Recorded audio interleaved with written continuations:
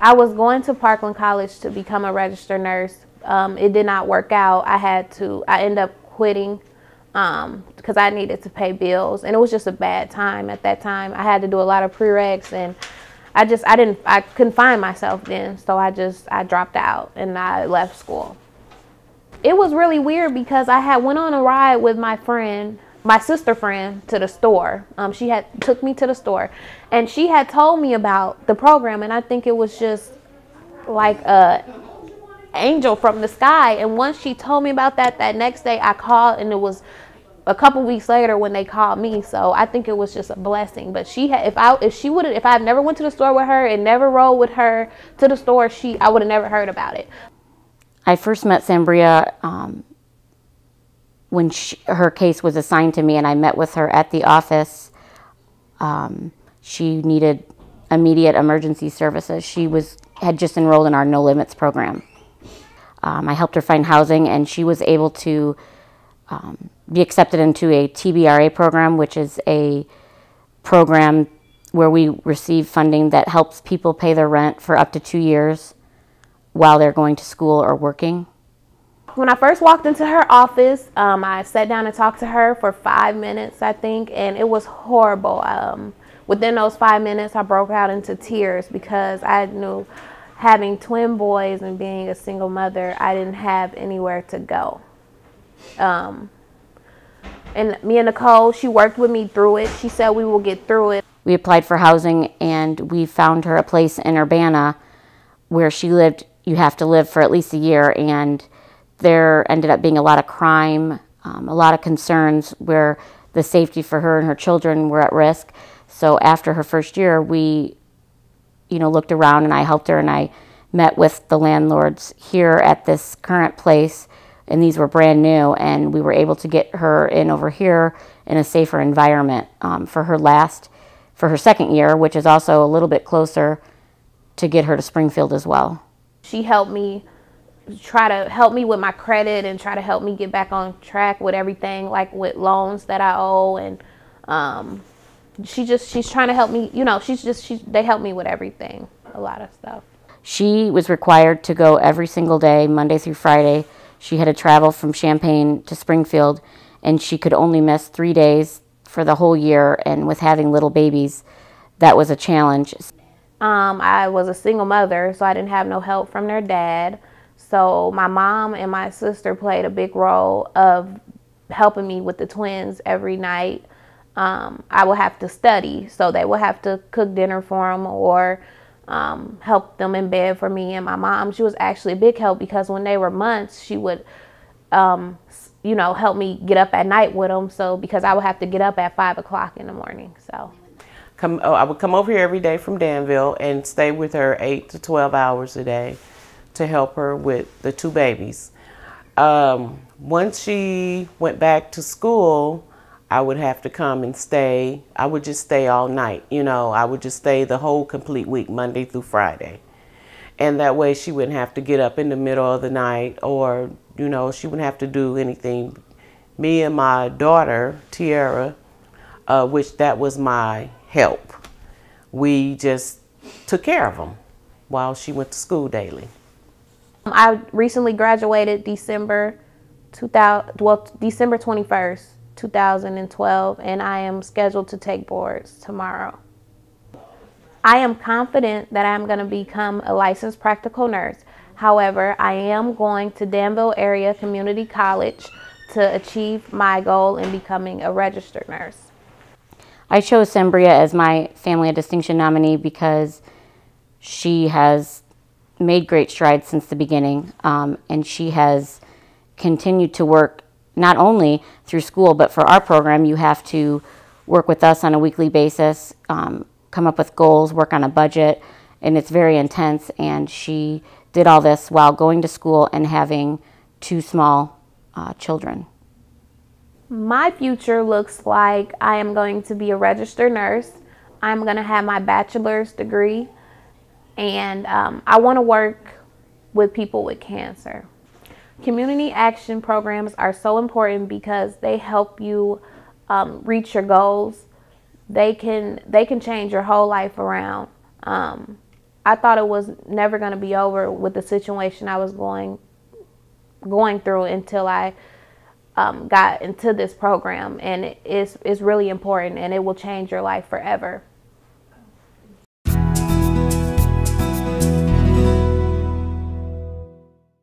With a friend of mine, with my dad's friend, he was telling me about a program that IRBA had. He's like, you should go out there and try to, you know, and figure out what it takes. I'm like, all right, I can do that. So that next day I came over to IRBA, talked to Kathy.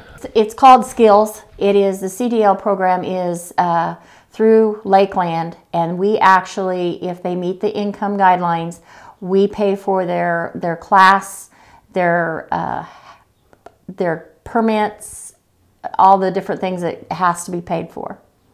And if they have a special requirement, if it's pre-approved, then we pay for that too.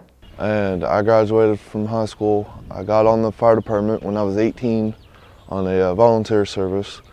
Turned the hose on, it kicked me back, and when I went down I tore my ACL. And so I've been, from 2008 till maybe last year when I graduated from Lakeland, I was getting an SSI from, it's not what I wanted to do for the rest of my life. I didn't want to sit and just and do nothing. I've always been, since I was 16, I've always wanted to be a truck driver. When I got the information on getting my CDLs, that's when I went, yeah, at 24. I got them when I was 24, but I can sit here and say now I finally accomplished what I wanted to do when I was 16. Started in April. We did the classroom parts. Then we started doing the road parts. Going great there for a while. I have a size 18 shoe, so it's kind of hard to figure out where you can put your feet at because your feet are so wide and so long. So when I was doing it, I was having troubles with the brakes and the gas pedal. Instead of pressing the gas pedal, I was pressing the brake pedal, and I was killing it all the time. So I went and talked to Gary, told Gary what's going on. He's like, well, we can modify the pedals in the truck. And so he's like, well, you take off, you know, a week or so, and I'll figure out what I can do. So September 10th, I went back, started the schooling again, and the October the 19th of 2012 is when I graduated.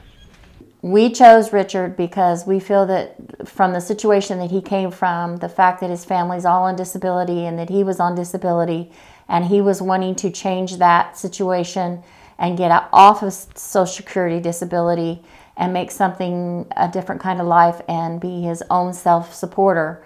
We were really excited about that, and the fact that he accomplished that, we were very proud. I work at Warkey's Nursery. They got these plants here. Just, you know, they load them up. I take them to where they gotta go. I just gotta move these carts here. Just a lot of work. But I mean, they're a great company. Just all I do is drive and move carts. I'm just proud that we could help one person even to achieve something that they had been wanting to do since such an early age, and that they take that burden off of them, that we could do that for them, and to see the confidence, the pride that he showed that he actually received and finished his program. Eventually I have my own vehicle, a place of my own with me and my girlfriend now, and eventually starting a family with my girlfriend. They are a good company and a great organization because they take their time out on helping you achieve what you want to achieve. The day that I got my CDLs, it was like, it felt like I had one less thing off my shoulder. So there's many more things that I've got accomplished, but I know it's going to take time. But in the long run, it was worth it.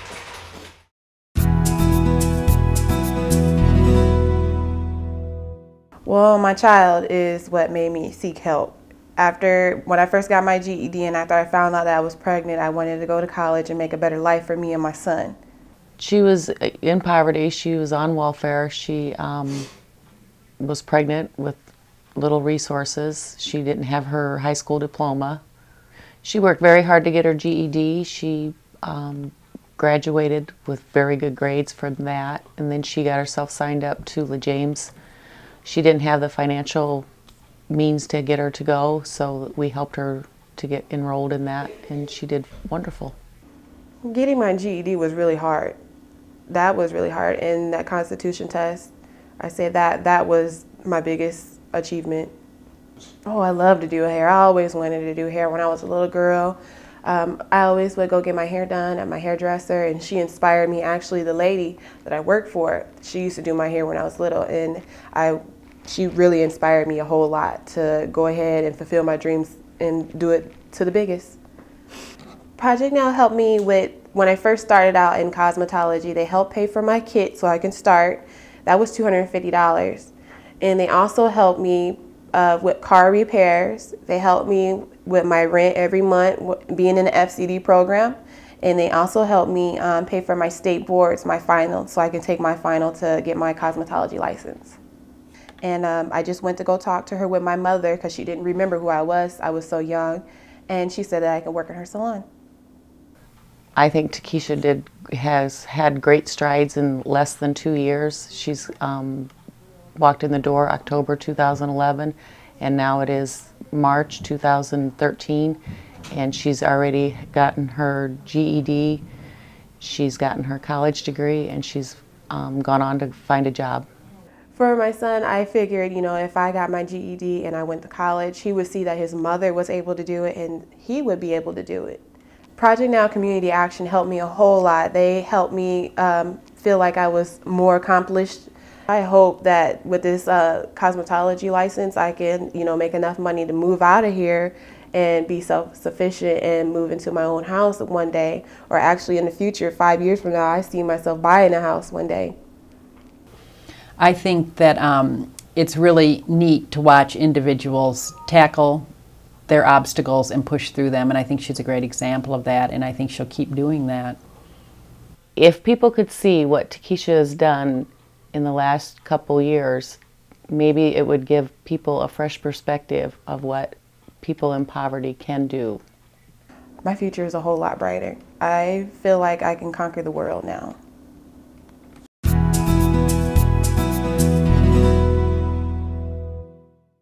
Community action is very vital to our community. We are one of the few funders that have some flexibility in the dollars that we can spend in order to be able to leverage other money or to fill gaps where there might be partial services and there's not really a way for another agency to be able to do that, and so we're able to fill the gap and fill in the holes and try to make a continuum of services, to do wrap services for families.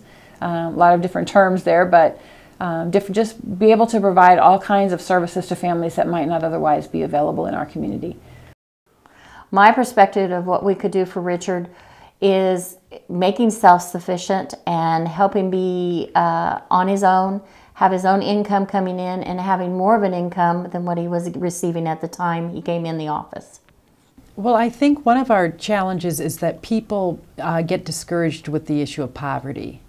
And they think that somehow people are in poverty because that's where they want to be, and that's the choice they make to be there. And I just don't think they look at it through the eyes of our customers always. And by you coming out into the field and meeting people like our customers and the customers around the state, I think it changes that, changes the perception. And you see that people are trying to do things and they're trying to accomplish things, and it's just not always so simple.